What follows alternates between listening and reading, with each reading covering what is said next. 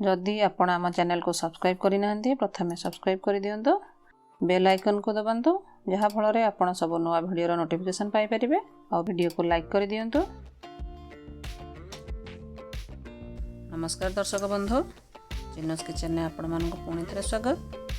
आज मु आपण मन गोटे नुआ रेसिपी नहीं आसचे।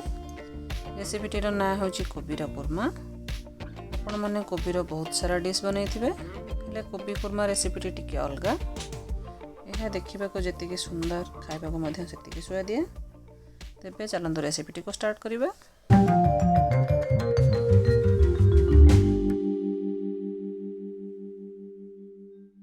यही रेसिपी पाई मुझे नहीं दालचीनी 2टा, तेजपत्र 2टा, गोलमरीच अल्प, गुजराती 2टा, लवंग 5-6टी, अदा रसुण पेस्ट ये 2 टेबल स्पून नहीं, चिली पाउडर हाफ स्पून, 2टी बड़ पियाज को मुझे काटिकी नहीं, काजू पेस्ट नहीं। प्रथमे कड़ाई रे पानी गरम करदेबा, से कोबी को काटिकी पकेदेबा।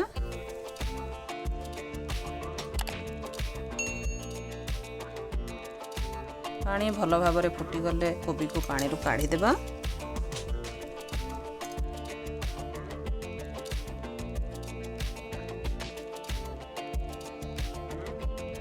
एबे गैस ऑन करी कड़ाई बसई देबा। कड़ाई गरम हो गले 2 टेबल स्पून रिफाइन तेल दे दउचे। तेल गरम हो गले कोबी को पके देबे।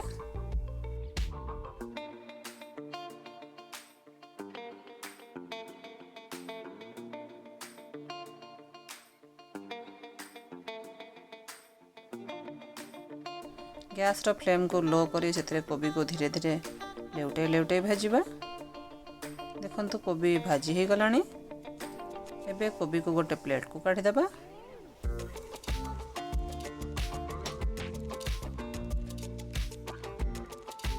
एबे सही कड़ाई रे आउ 3 टेबल स्पून रिफाइन तेल दे देली। तेल गरम हो गले से दालचीनी 2टा, तेजपत्र 2टा, लवंग 5-6टा, गुजराती 2टा और गोलमरीच अल्प पकेदेबा। से सब टिके भाजी हो गले से काटिकी रखि 2टी पियाज को पकेदेबा। पियाजर कलर चेंज होगा जाए भाजवा। पियाज भाजी हो गलानी। एबे एते 2 टेबल स्पून अदा रसुण पेस्ट को देदेबा। एबे एहा को टिके भाजी हेबा पई छाड़ देबा। मसलार कंचा गंध जीवा जाए भाजवा। देखंतु एबे मसला भाजी हो गलानी। एबे एथिरे काजू पेस्ट को दे देबा। सब को भल भाबरे गोळई देबा।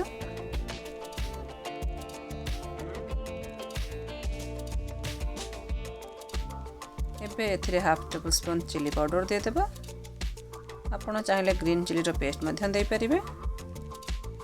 सब को भल भाबरे मिसेई कि टिके भाजी देबा। एबे से मु टिके पानी दे दउची। सब को भल भाव में मिसई कि टिके भाजी हेबा पई छाड़ देबा। देखंतु मसला भल भाव में भाजी हो गलानी। मसला एबे केते सुंदर और कलरफुल देखा जाउचे। एबे सेथिरे आमे भाजी के रखिथिबा कोबी को पके देबा और सब को भल भाव में गोळई कि मिसई देबा।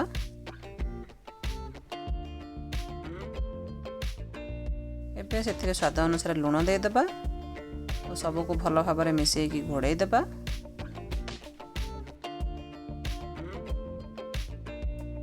पाँच मिनिट पर घोड़नी काढ़ी चेक करबा कोबी सिझिलानी कि नहीं। एबे सेथिरे गोटे कप पानी दे दउची एवं सेथिरे 3-4टी ग्रीन चिली दे दउची।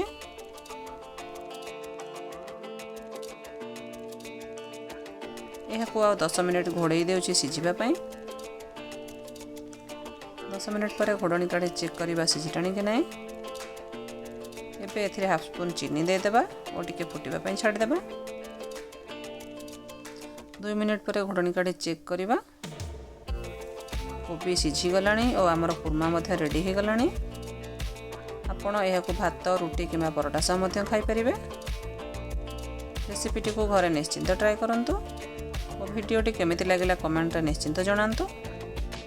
वीडियोटी भल लगे वीडियो को लाइक और शेयर करंतु। यहीपरि अलग रेसिपी जानिबा पई आम चैनल को सब्सक्राइब करंतु।